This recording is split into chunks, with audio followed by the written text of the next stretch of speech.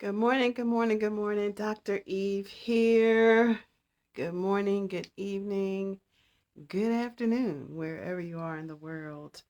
This is going to be a real quick live. I have been teaching nonprofit growth, how to develop programs, how to get started, how to answer the call. And so I'm excited to be back here again on that good flow. I've had a chance to take some time off. Y'all know you have to take some time to just breathe. I had the opportunity to go to the beach, just the beach, y'all, but do something for you so that you make sure that you're always taking care of yourself. But I spent all of this weekend, 48 hours, revamping my NCBWR website. So, so I'm really excited to come and share this morning and continue the conversation that we had about answering the call. So, as you notice in my title, it says, so how did substituting, mentoring, and what was the other one? 4-H work together for programming?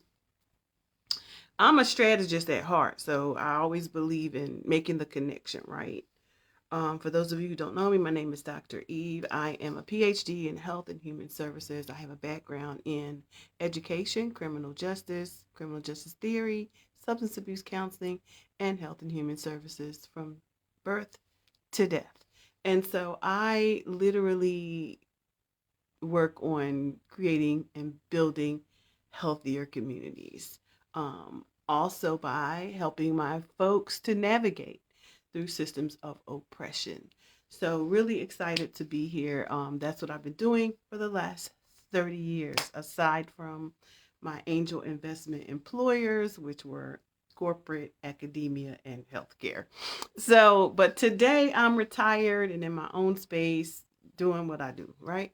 So, how did all those years ago, how did it work together for me to develop programming for the nonprofit? Because that's what I was talking about. When I started in this industry, I started as an executive in the nonprofit leadership and public sector. I was doing both. And so, but remember I said in my last live how difficult it was back then just to get folks to, share information with you because they're just either they weren't sharing information or I wasn't in the right network. So that could be looked at to one of two ways. Um, because I'm learning also not to do the blame game, but there was this level of mentality that existed that there was this competitiveness, this competitiveness for money.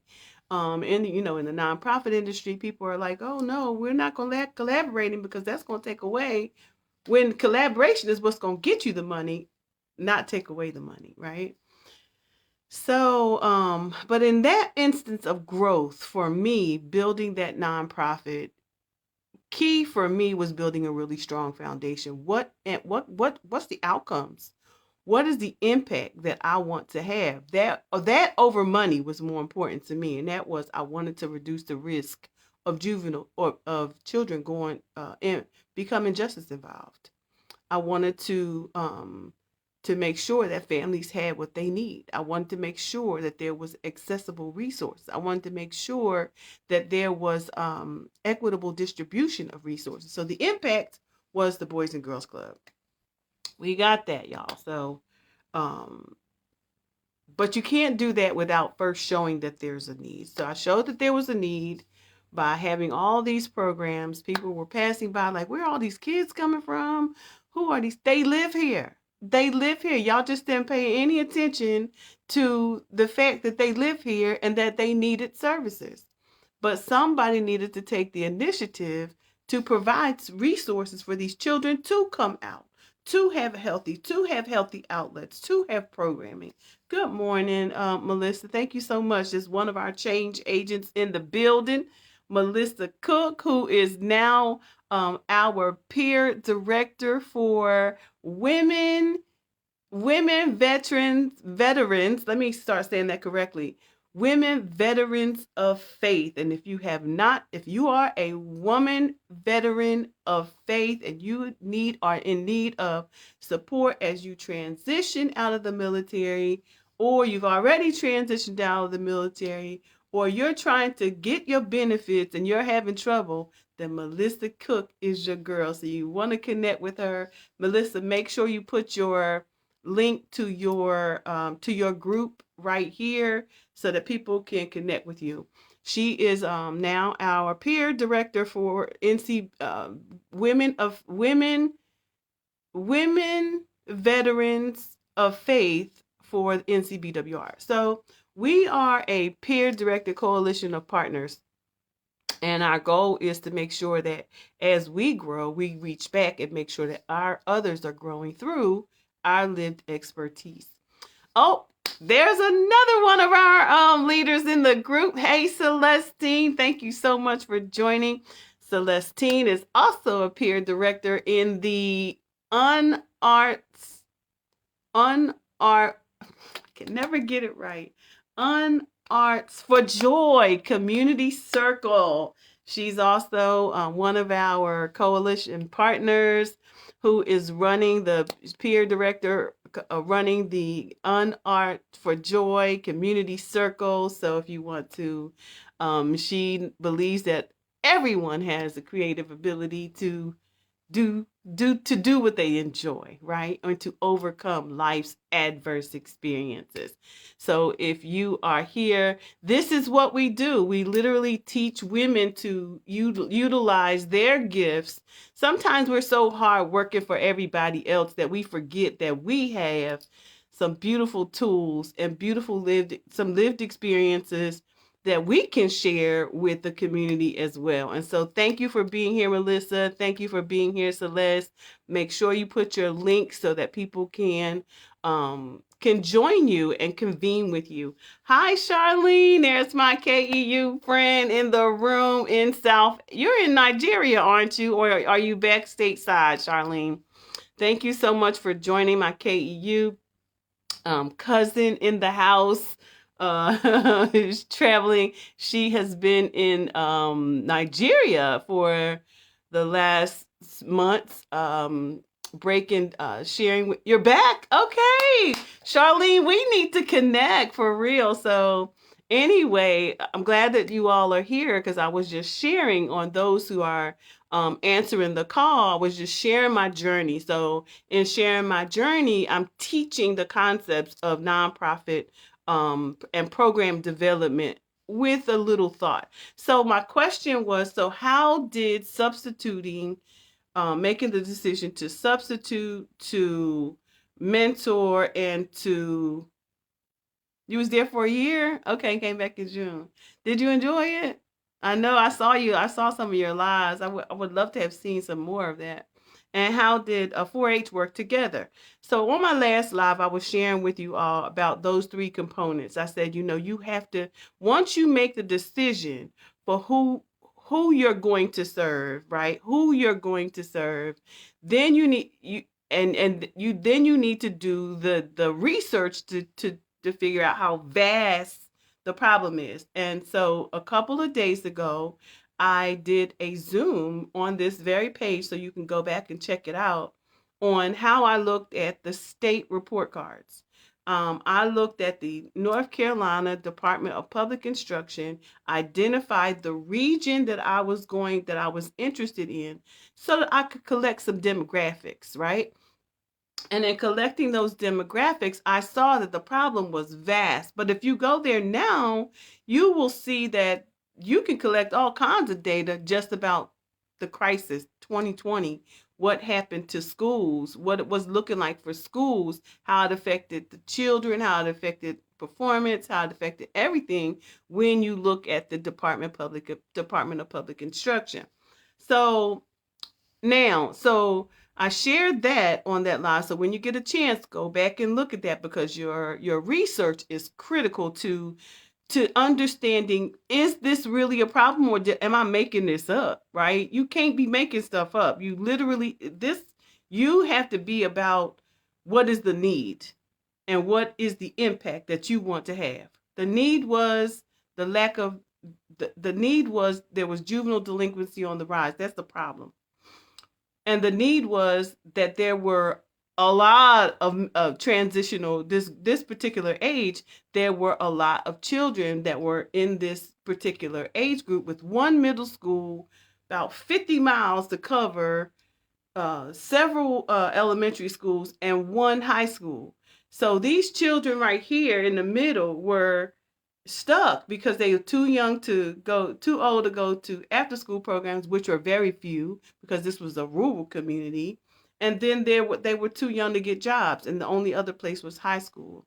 So many of these kids, this was an industrial area. So many of these children were coming home to empty homes. Why? Because there's second and third shift parenting, second and third shift work. Their parents, they worked in industry.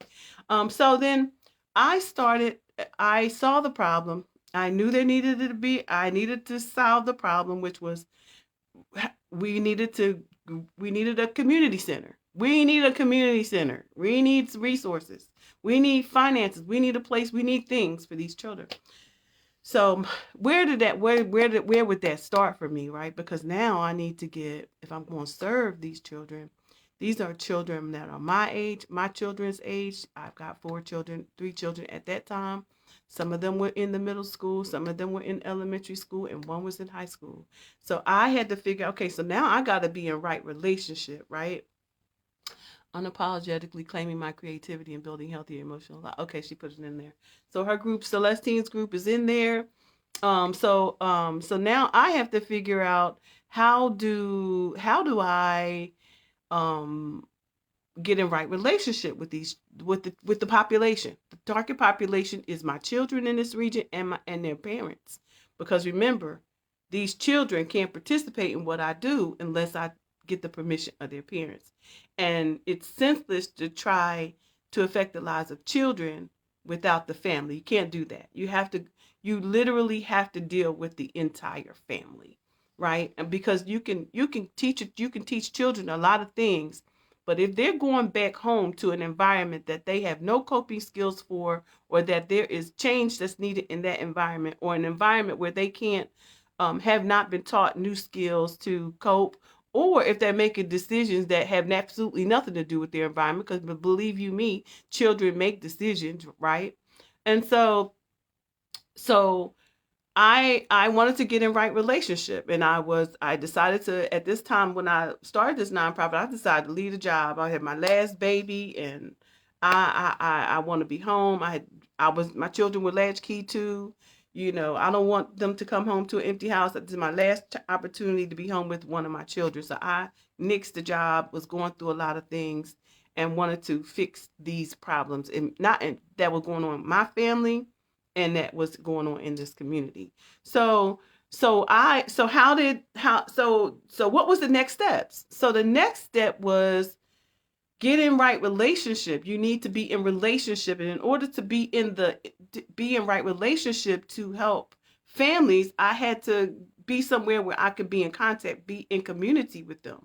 So being in community with them was, I started substituting. Why? Because I can do that with a bit of flexibility.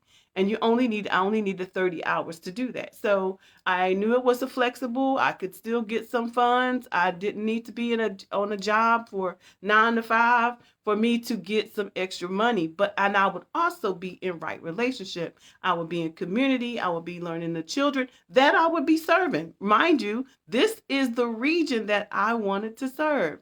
So if this is the region where I want to serve, how do I get in the community with them? The schools. So I went and I substituted primarily at the middle school. I also became the PTA president so I could deal with the parents and I could be at the meetings. So you have to be logical. You have to really use your logic to say, where's my target and how do I get in there and how do I build relationship? How do they get to know me, whether I'm even ethical, whether they should even care about me? Because the question is always going to be, as a leader, why you and not someone else? I was a parent of 4. I was a leader in my community, I was faith-based, which was even better. I mean, that ain't everybody's story. But then that was a plus. It was a plus that I brought that kindness. They got to know me. I was showing up in the schools. But here's the thing.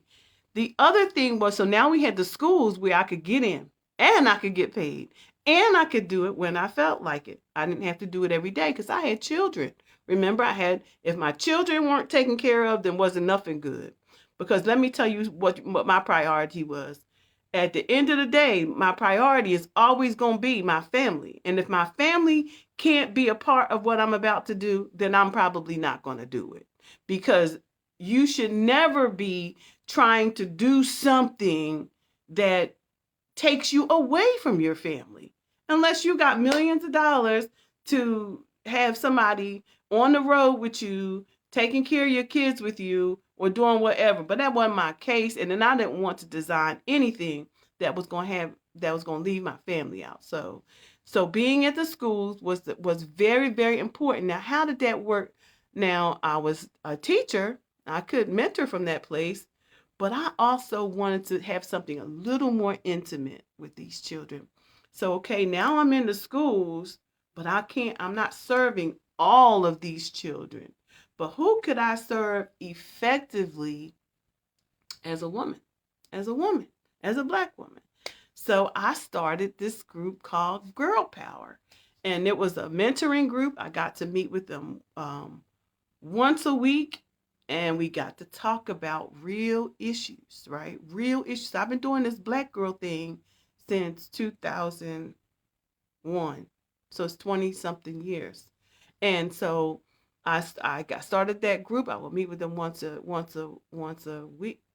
week at the middle school. Now, mind you, you also have to be thinking in your mind, where am I going to be doing all this work? Like, there were times when I met the kids at my house, right? But the school was an alternative. I'm going somewhere with this, and I want y'all to be really mindful of taking copious notes as to the how this all happened, because I was extremely resourceful and logical about the pathway this thing was going to take.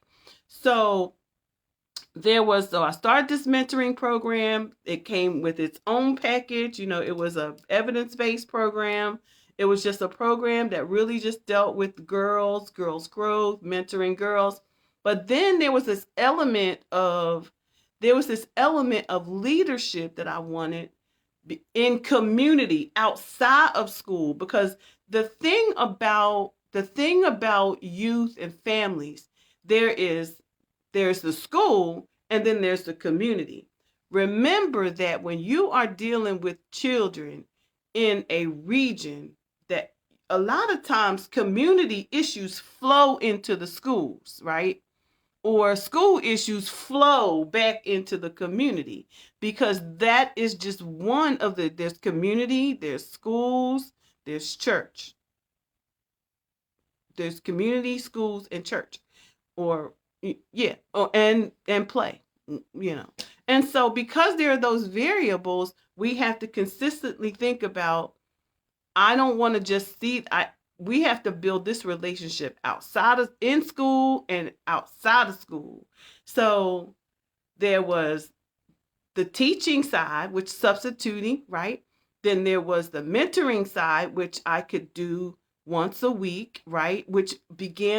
I could begin to develop that intimate relationship with the population of girls that I was serving. And then I began to say, okay, well, how can I enhance this relationship outside of school? And that's when I brought my girls who were in Girl Power into the community through 4-H. So I became a 4-H leader, and I eventually became a certified mini society instructor for North Carolina State University, NC State.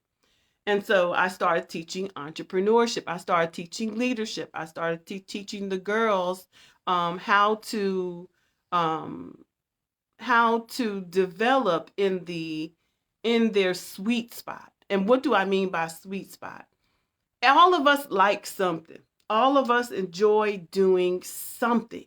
I had children who enjoyed cooking, girls who enjoyed cooking, some enjoyed sewing, some enjoyed, I had some guys too, because my 4-H group was guys and girls. Some liked fishing, some, whatever it is you're good at. And through the things that they were good at, 4-H taps into the things that you are good at.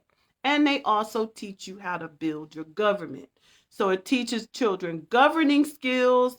It taught them how to be the president, how to be a vice president, how to be a sergeant at arms, a treasurer, and all these leadership roles. And so now we're in community, and these same children overflowing from the schools now back to the community are also now creating space to lead. I'm just the leader. I'm just here. I'm just here to convene you all and give and make space for you to grow. And through that, we taught them service. We taught them how to take care of their neighborhoods. We taught them, we had a street named after our club. We went to the nursing homes and sang to the, taught them how to be kind and generous and give back to the people in the community and their elders. And we went to, parks, and we made nice things. We went at Christmas time and Thanksgiving, and we sang carols. Some of the children love to sing. And so that was a thing, so tapping into these children's natural gifts. And it was like, they loved this stuff, right? They absolutely loved it. Our children began to win medals. Now there's a long story to this, you guys. There were children whose parents were, some were living with grandparents whose parents weren't in their lives, who may have been impacted by substance abuse, or there's all these variables, right? And there were these children who no one took the time to care for them, who were now gold medal winners. They were, winning. They were like, oh my God, I won the gold, So when I tell you, going back and even just going back and really just using these stories to teach you all how to develop your that thing. Once you decide to make the call, once you decide to answer the call, there are steps you have to take. And so this is how I logically thought about my target. How do I connect with them? How do I get in there? How do I build right relationship with them? How do I bring the best offerings to them? And I'm going to tell you, I'm going to leave this live right here because I want to keep them short, because there's so much I want to tell you about the pathway that I took and why it was so successful. And the ultimate goal was for them to bring a Boys and Girls Club north of the river.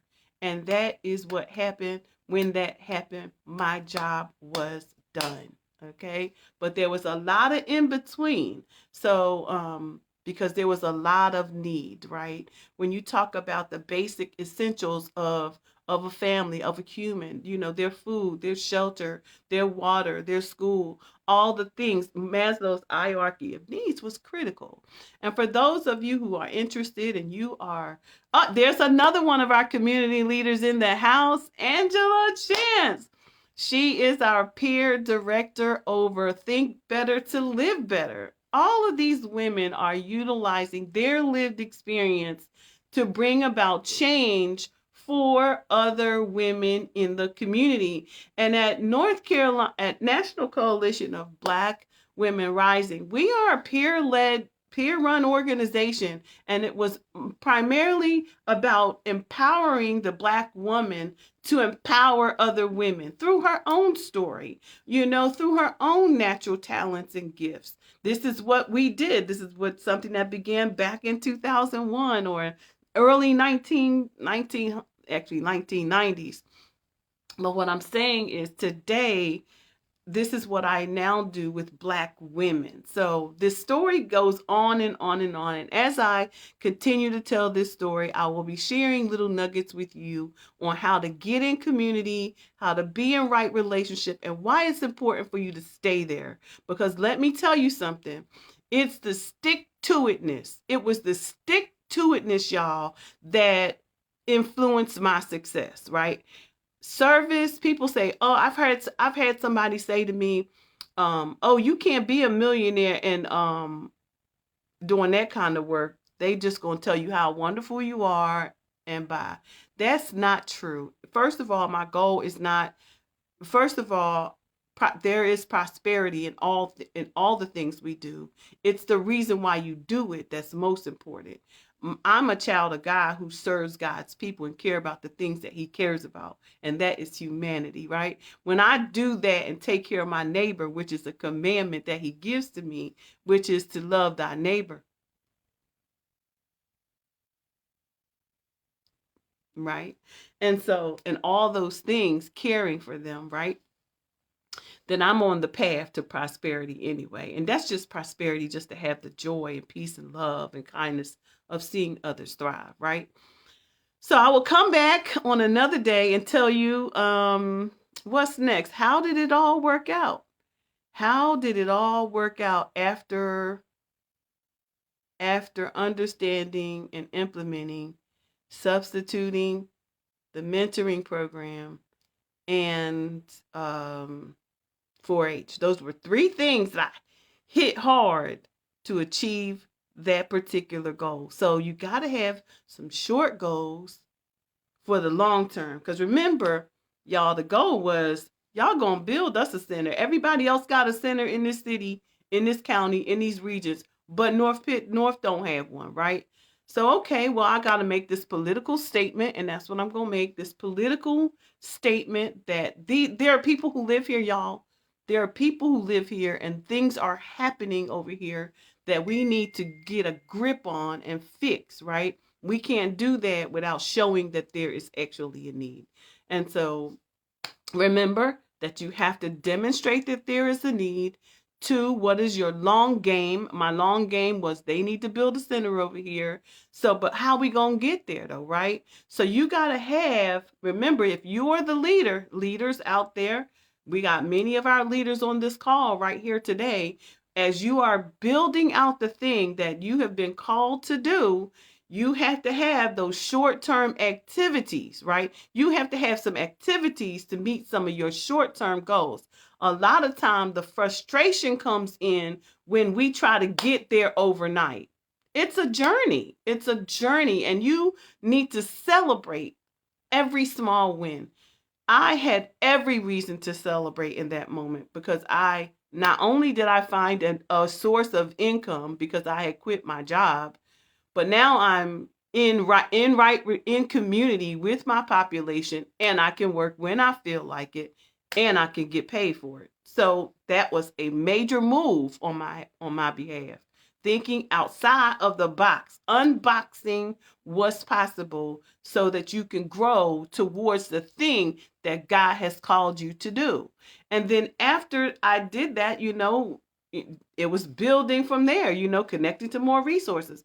Girl Power, the program, that the mentoring program eventually started paying us to meet. So I didn't see that coming, but then every week I started, or every other month I got a check, started getting a check for the mentoring program. In the entrepreneurship and teaching of entrepreneurship through 4-H, I started the Naima's rings and things, and I was making jewelry and all these things because you are a model for these children.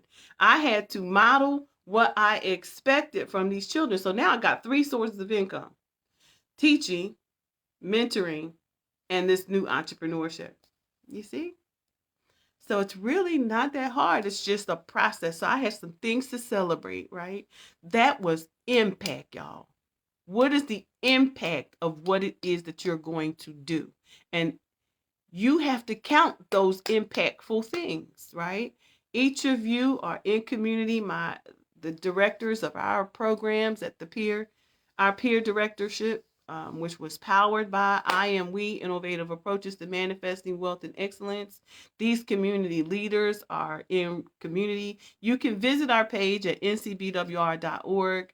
I'm still revamping it. Been spending the last 48 hours building that up and trying to, make sure that we are visible so that as we are writing these grants for the funds to support these leaders, to support our programs, teaching you how to do the same, building and right relationship, making sure that these women are in our business owners, so that as the money trickles down, we are collaborating with each other. There will be stipends. There will be this. There have been stipends. There have been fellowships. There's been all kinds of opportunities in relationship with NCBWR. So if you have not yet connected with us, connect with us at ncbwr.org. If someone will please put that in the comment section. ncbwr.org. ncbwr.org is the National Coalition of Black Women Rising. And have you answered the call? That is a question I want you to ask yourself. If you've answering the call, you say yes, you want to answer the call, then how do you have people to support you? How are you growing? How are you going to get there? We have group, we teach group. I'm a certified group leader. I teach group. I teach leaders how to facilitate their support space. So, and I teach this at the collegiate level. So you're going to be getting something. We have an offering. We have programs. We have grant writing. I have a la carte workshops. A lot is going on, you all. Don't miss out. Don't miss out on this gravy train while this train is moving. So I'll be back tomorrow to share. I'm not sure what I'm going to share tomorrow, but we'll see. So thank you all for joining me. Thank you, Angela Chance. Thank you, Melissa Cook. Thank you, Celestine Davis, and all of you out there who stopped by to check on us to see what's happening as we grow and answer the call. Peace and blessings to you all. Hope you enjoyed the video. Do you have any questions before I leave? That's always something I want to ask. This is I finished the teaching for today. Are there any questions that you may have right now that you would like an answer to? Because we don't have all the answers, y'all. I'm answering questions every day. In my community, I go in my communities and ask. So is there something that because it may not just be a question that you have, but it may be a question that many people have. Charlene says, it's a process. It is a process, but it is so doable, and it takes logic, your logic models. It takes you taking steps, being intentional about those steps. And it's not over. I'm still stepping, y'all. I'm still taking steps, because guess what? God's not finished. He's never going to finish. You know when the finish line, do you know when you're going to be finished with this thing? You're going to be finished the day you expire. Are we doing mini conference soon? I am doing oh, you mean the pop-ups? Yes, we are going to be doing pop-ups. I'd love to do one with you, Celestine. As a matter of fact, if we can do one in community together. So I'm also going to be in we're holding our main conference, which is coming up in September. That will be in Seattle, Washington this year. But pop-ups are real. We are looking at where we can pop up, even if it's just popping up at a workshop. Are you making a full-time income now? If so, how long did that take? So yes, Charlene, I'm a serial business owner. So yes, I make a full-time income, and I'm also a serial business owner. So I Evangel H. Savage LLC. I am Audacity Group Social Enterprise, which was something I created to support the nonprofit that I started years ago. So that's making its own money. Then there's me as an independent consultant that's making her own money, going and speaking and writing, because being an author is a business. Being a speaker is a business. Those are business. Those are serial businesses, right? And you have to make sure that, yes, I love the pop-ups. I love the pop-ups. And I'm looking for an opportunity to do a couple this month if you want to work with me on that.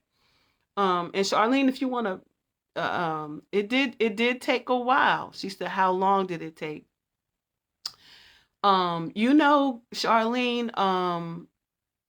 remember that your I said here on the live, my residual income started when I quit my job and I decided to do substituting. So that was a temporary income. I could make as much as I want when I wanted to work. I didn't want to work every day.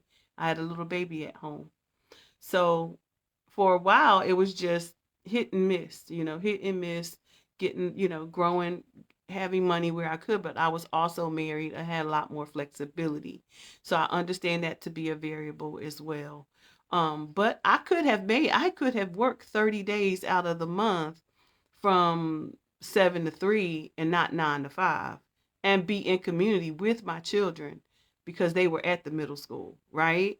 So it would have still been a benefit. Now she's to elaborate a little bit more about that. I made some intentional decisions along the way again to get more income, right? And so we'll be talking a lot about that, about how I started to when I went to school and I decided to start using my skills to do other things like teach business classes, teach at the business center, teach at the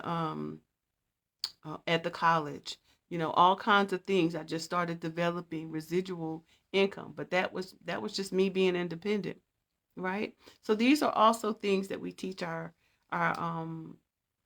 community leaders to do, that they can step outside and they can be consultants in their specific areas.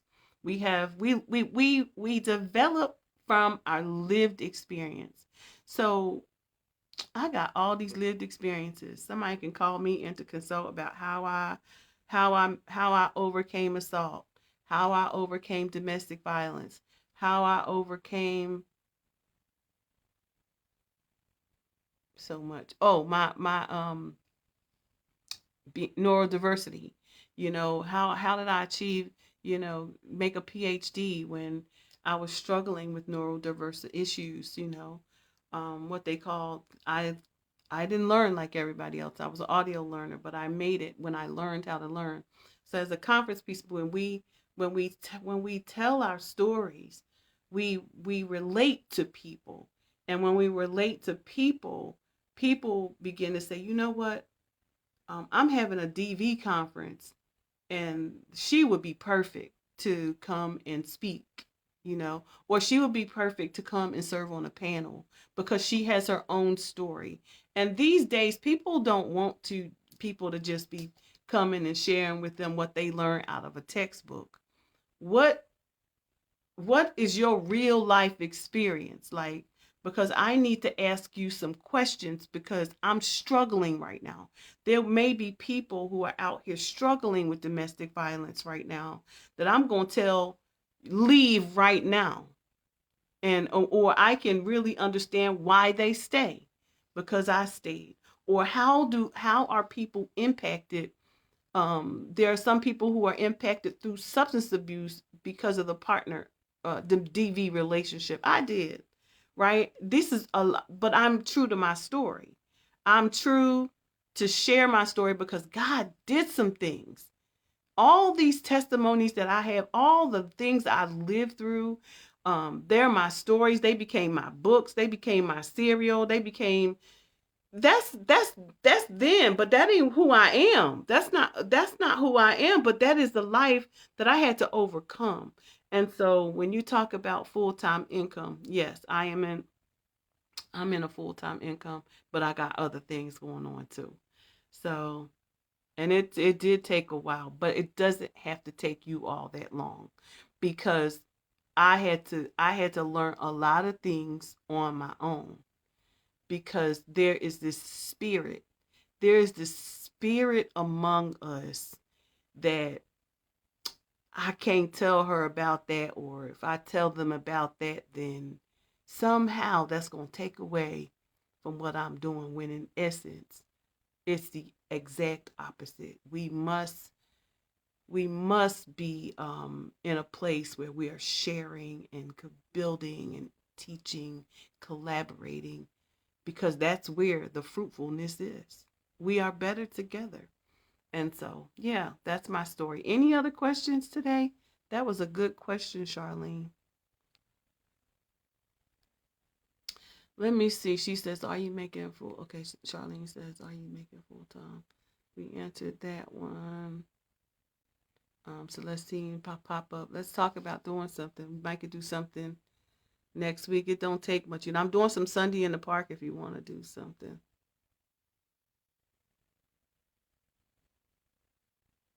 She's who says okay, I'm planning on booking.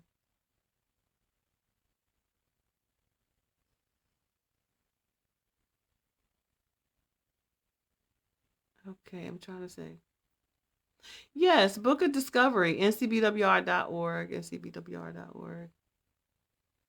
And I also you can also do it right here through my main website as well if you'd like to talk a little bit more. I also have strategy sessions, 90-day action plans. And I'm also always looking for partners. Once we build, and my partners are the people who go through the program at NCBWR, because they get to learn all the tips, all the things they need to get out here in this here world we living in. Any other questions?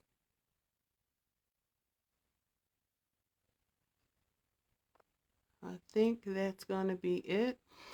So thank you to my team who's out here. Thank you to our partner. Thank you to the partners. Thank you, partners. Thank you, because we are a team, y'all. And God is doing something really special with us. And every day that I wake up, I see the vision. Every day I wake up and see that God is taking us to some new places, using the innovative approaches to manifest your own wealth and excellence. Together, we're going to do this thing together, and we're going to save a lot of people along the way, um, as we share all the things, all the myriad of ways that God has showed up in our lives. So, peace and blessings to you all. Have a great day. Hope you enjoyed the live. Bye.